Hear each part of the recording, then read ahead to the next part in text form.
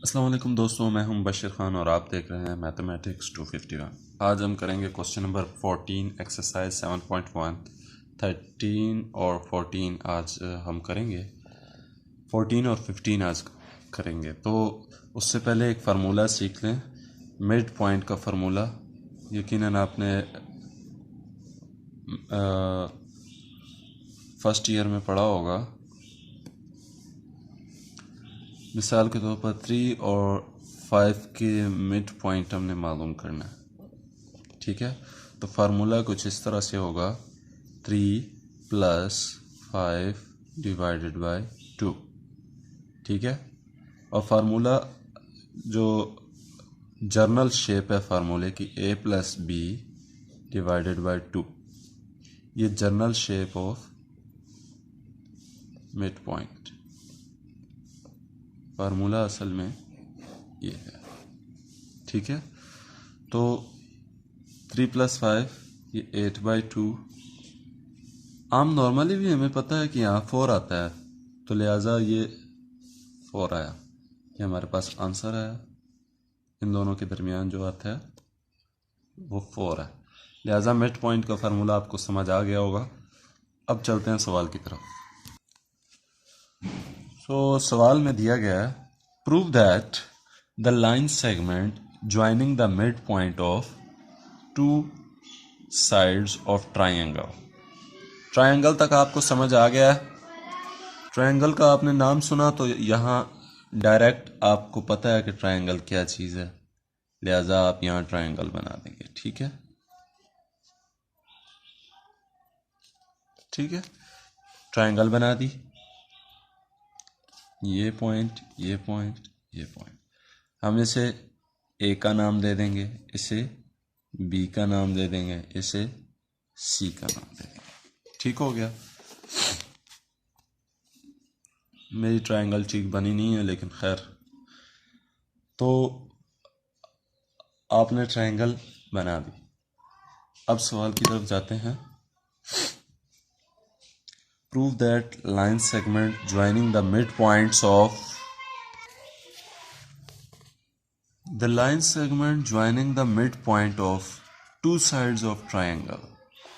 यानी एक ऐसी लाइन बनाएं जो मिड पॉइंट, बी सी का मिड पॉइंट गालबन ये है और ए बी का ये है, ठीक है।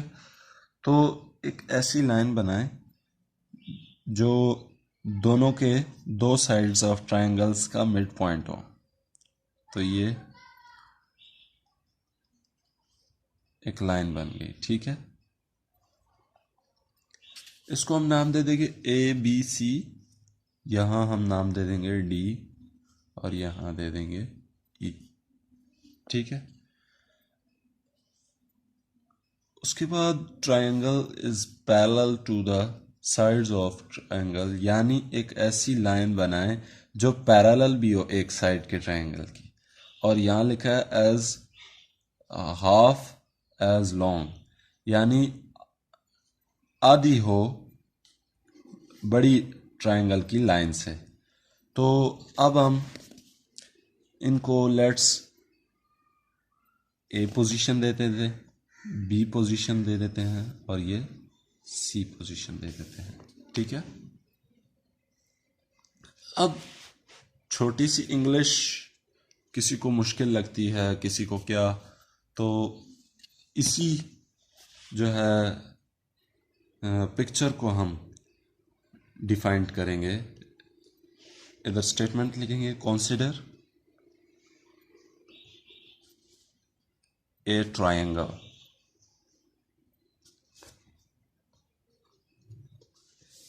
हमने पहले ट्रायंगल बनाई, consider triangle A B C with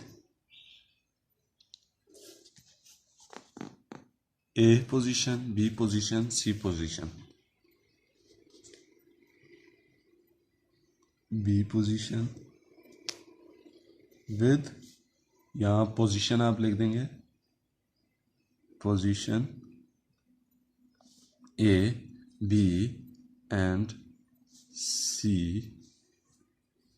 of the points, the points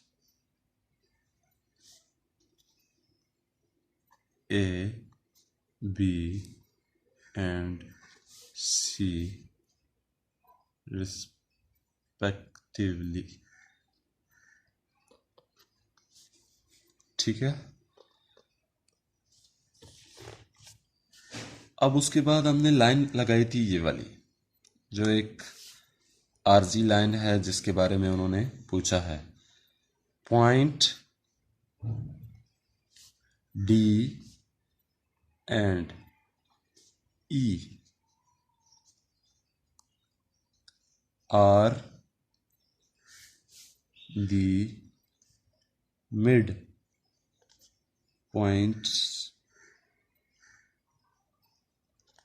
midpoint of sides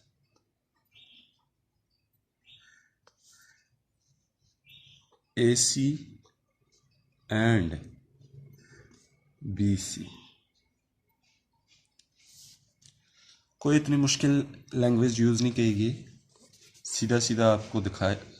आपने ये लिखना है कि हमने पहले कंसीडर ट्रायंगल, पहले हमने ट्रायंगल बनाई किस जगह पे, with the position of a, vector a, vector b, vector c. The points of, यानी पॉइंट ये है a, capital b and c respectively. Point d and e, ये जो डी एंड ई हमने लगाया है, ये mid points of side b C and a c and b c. ठीक है। मिड पॉइंट का फार्मूला तो आपको आता ही होगा। ये देखिए यहाँ हम कैसे लगाएंगे मिड पॉइंट का फार्मूला। ए है और सी है, लिहाजा यहाँ a vector plus c vector divided by 2, और यहाँ भी इसी तरह b plus C divided by 2। ये यानी डी ई के वैल्यूज़ आ गए। तो हम अभी सवाल शुरू करते हैं। ए बी हमें फाइंड आउट करना है। ए बी कितना डिस्टेंस है, ए बी फाइंड आउट करना है। ये तो डायरेक्ट आपको पता है, B minus A, B minus a, ये हमारे पास इक्वेशन 1 आ गई। ठीक है। अब हमने डी ई का डिस्टेंस फाइंड आउट करना। D E x2 minus x1, वही वाला फार्मूला उसी तरह का यूज़ होगा, लेकिन यहाँ पर y की वैल्यू नहीं है, इसलिए हम वही डायरेक्ट यूज़ कर रहे हैं। यहाँ डी ई यूज़ होगा तो x2 हमारे लिए ये होगा b plus C divided by 2 minus a plus C divided by 2। ये डी की वैल्यू है, ई की वैल्यू है, और ये डी की वैल्यू है। आगे से हल करते हैं। 2 प्लस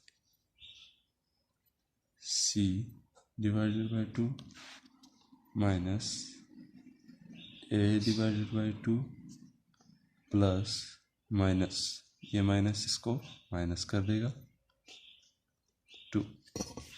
ठीक है। तो यहाँ प्लस सी, यहाँ माइनस सी, लिहाजा ये दोनों आपस में कैंसिल हो जाएंगे। यहाँ हम लिखेंगे b 2 minus A divided by 2। ठीक हो गया। ये डी ई हमारे पास वैल्यू आ गई। क्या हम ऐसा कर सकते हैं कि यहाँ से अगर कॉमन ले लें, कॉमन ले लें 1/2, और b माइनस ए यहाँ लिखा रहे डी ई।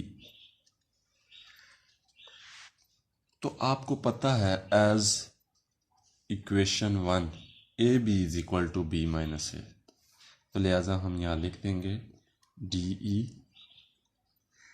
इक्वल टू 1/2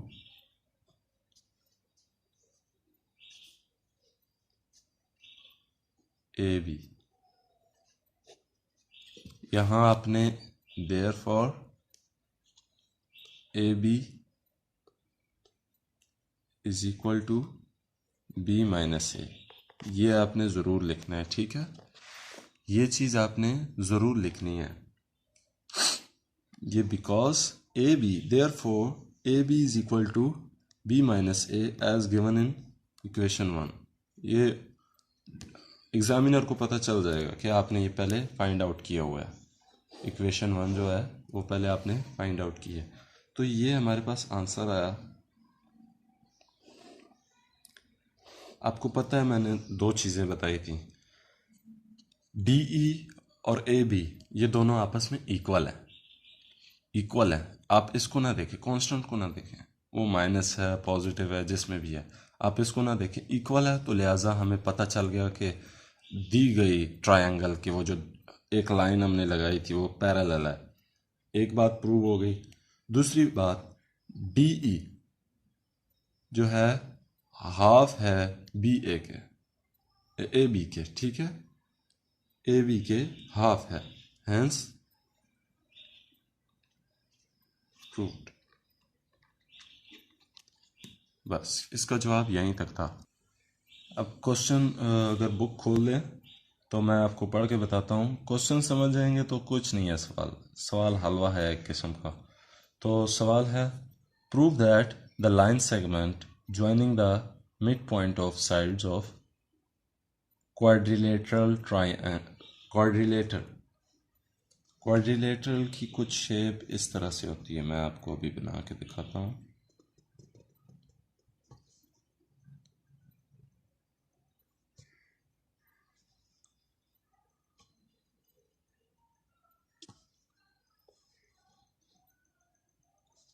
ठीक है, शेप बन गई। आखिर में taken in the form of parallelogram, यानी इसमें पैरेललोग्राम बनाना है। इसका ये मिड पॉइंट हो गया, mid point, mid point, mid point. Prove that, सवाल के शुरू में बताया गया, prove that the line segment joining the mid points of sides of quadrilateral. तो उसने बताया कि जो सारे साइड्स हैं उसके मिड पॉइंट जो हैं उससे एक लाइन सेगमेंट बनाएं, जिससे एक लास्ट में उन्होंने लिखा है पैरेललोग्राम बनती है। ये हो गई, ये हो गई, ये हो गई, ये हो गई, ठीक है। पहले हमने क्वाड्रिलेटरल बनाई तो direct A B C and D नाम दे दिए, ठीक है। तो यहाँ इंग्लिश वही आपने स्टेटमेंट है एक किस्म की, कंसिडर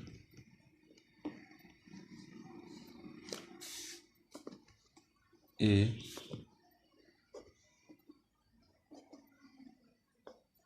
lateral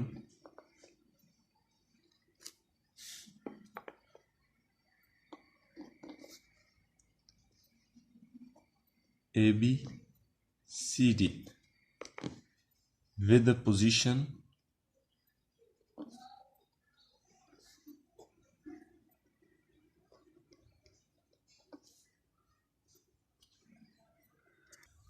पिछले सवाल में भी हमने पोजीशन इसी तरह दी थी, ए बी सी, सी को छोटा सी और ये डी को वेक्टर छोटा डी। तो इसी तरह with the position A B C and D of the points, किन पॉइंट्स पे है, A B and A B C and D respectively.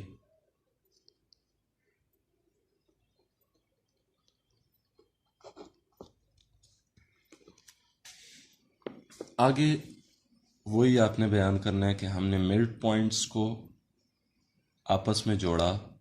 Mid point के भी हम नाम दे देते हैं।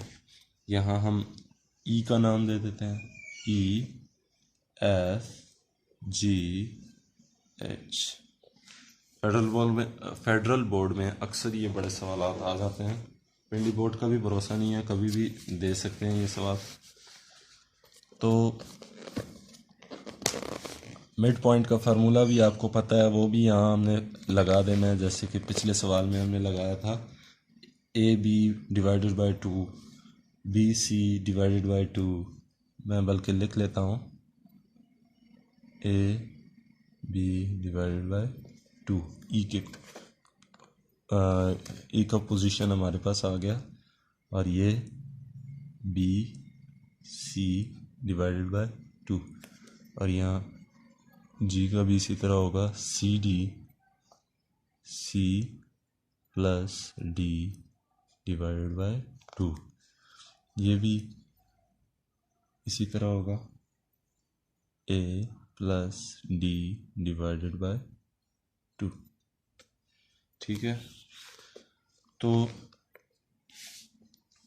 द मिड पॉइंट्स, अब मिड पॉइंट की बात करेंगे। मिड पॉइंट्स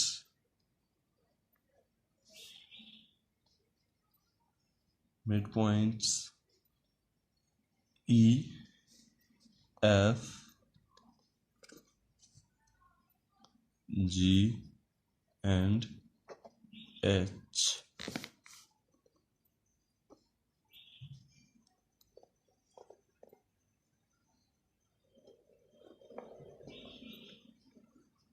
बल्कि स्टेटमेंट गलत हो गया थोड़ा सा, यहाँ हम दोबारा लिख लेते हैं। द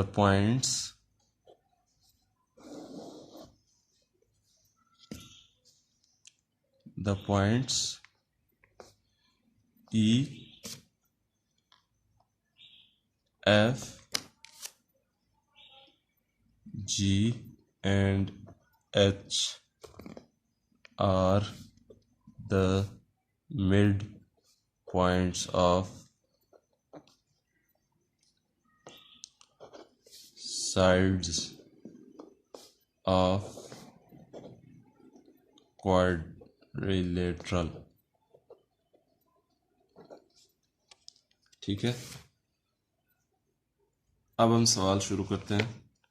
ये थोड़ी सी स्टेटमेंट थी जो इस पिक्चर को डिफाइन करती है। ठीक है, ये जो पिक्चर है इसको डिफाइन करती है ये स्टेटमेंट। यानी हमने कंसीडर फर्ज किया एक क्वाड्रिलेटरल है, और फिर इस पोजीशन पे है, और फिर हमने उसको पॉइंट्स दे दिए।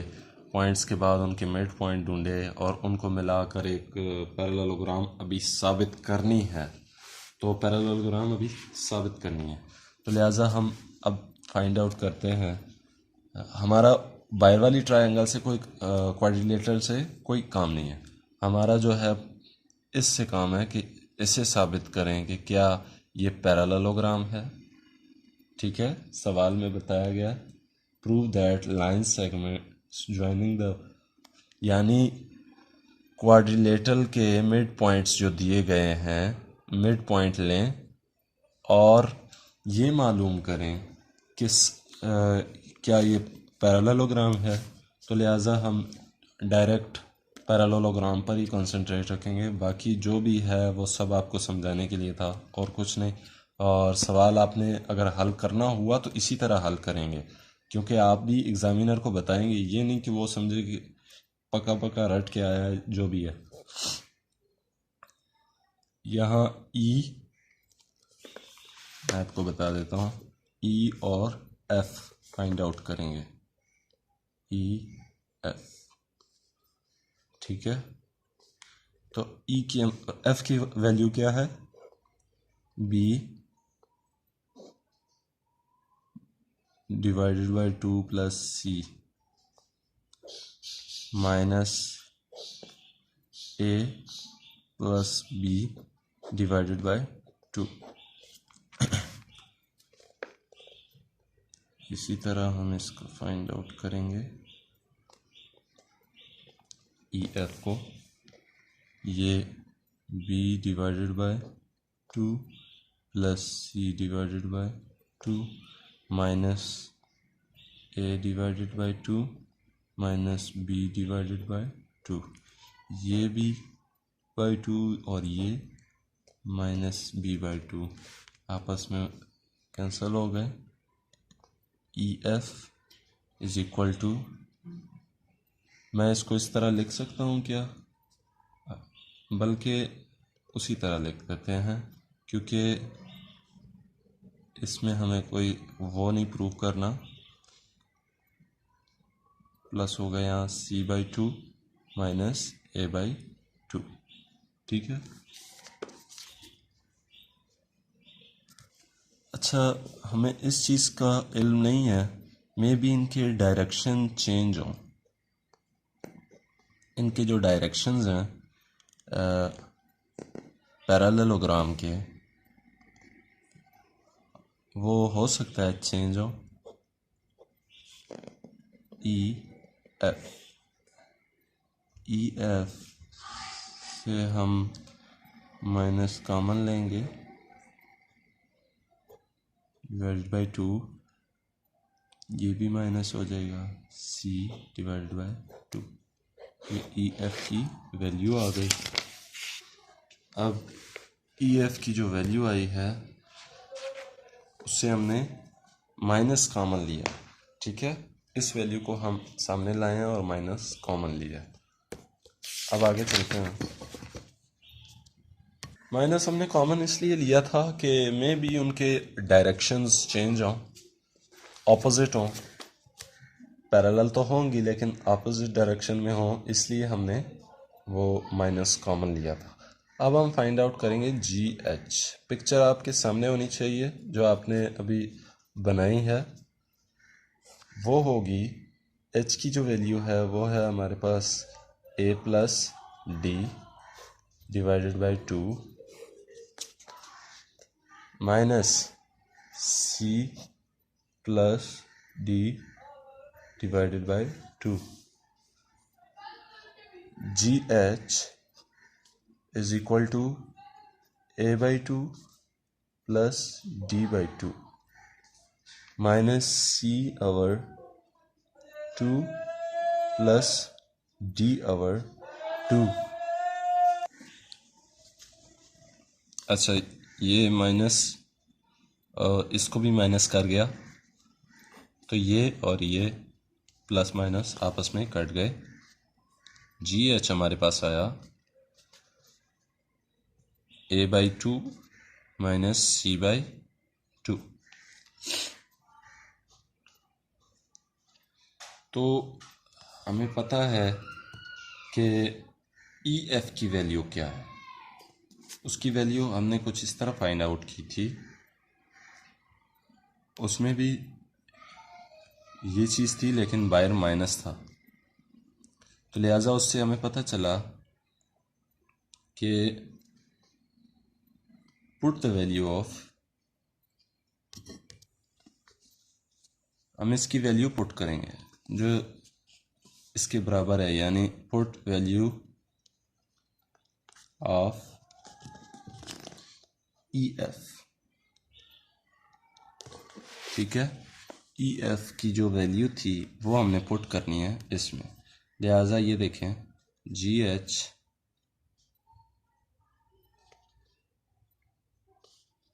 इज इक्वल टू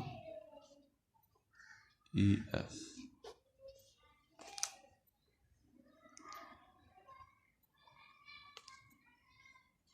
तो ये देखिए यहाँ नेगेटिव आता है, ये और ये आपस में इक्वल है, लिहाजा आप ये कहें कि ये दोनों पैरेलल है। So e F is parallel to g h. दो साइड्स तो हमने मालूम कर ली। ठीक है, अब अगली साइड की बारी आती है। एफ जी हमें मालूम करना होगा एफ जी हमारे पास है, जी की जो वैल्यू है वो है C plus D divided by 2, ये जी की वैल्यू है, माइनस एफ की वैल्यू है B plus C divided by 2। तो ये हमारे पास क्या आएगी, F ji is equal to C by 2 plus D by 2 minus B by 2 minus C by 2। तो ये सी बाई 2 और ये सी बाई 2 आपस में कैंसिल हो जाएंगे, तो लिहाजा हमारे पास जो जवाब आएगा वो F G by 2 F G आएगा, और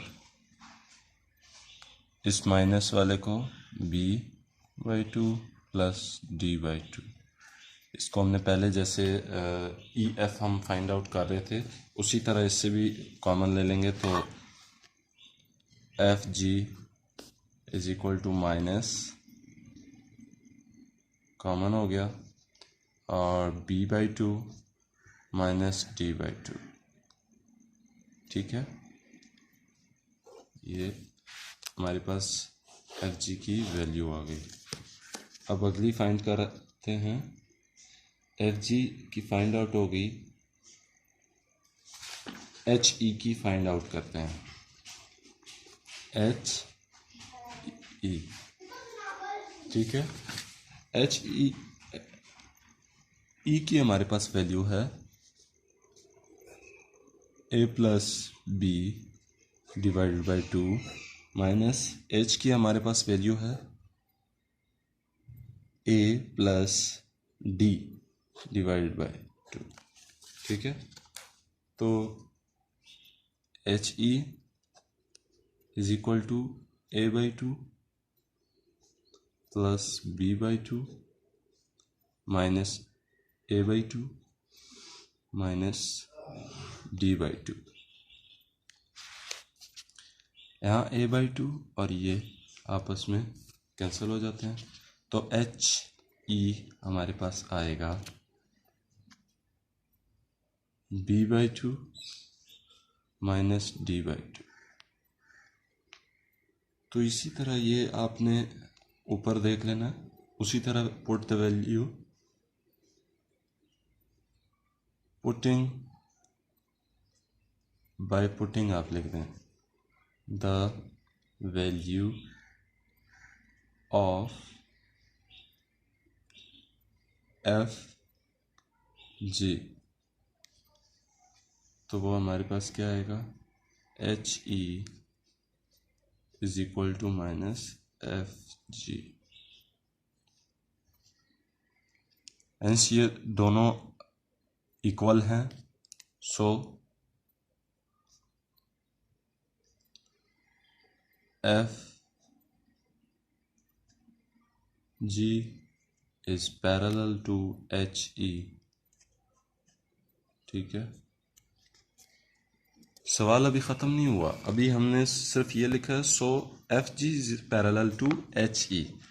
सवाल को पूरा हमने उसको समझाना होगा एग्जामिनर को, as opposite sides are parallel, so E, F, G and H is a parallelogram,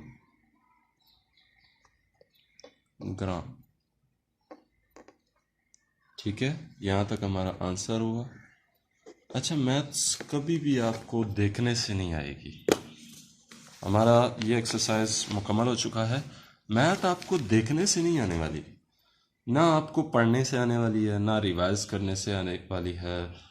कुछ को देखा जाता है तो वो कहते हैं जी मैं अभी देख रहा हूँ सवाल, कि उसका फार्मूला मुझसे भूल ना जाए, ये वो देखिए जितनी आप प्रैक्टिस करेंगे, एक दिन में 2 सवाल करें, एक दिन में 3 सवाल करें, इससे ज़ायद करें ही ना। 24 घंटे में ये इससे कम मिनिमम सवाल जो हैं वो आप 3 ही करें, तो आप देखिएगा उसी को पक्का करें, प्रैक्टिस किए जाएं, तो लिहाजा आप देखिएगा कि आप उसके एक्सपर्ट बन जाएंगे। तो इसी के साथ इजाज़त चाहते हैं। अल्लाह हाफिज़, शुक्रिया।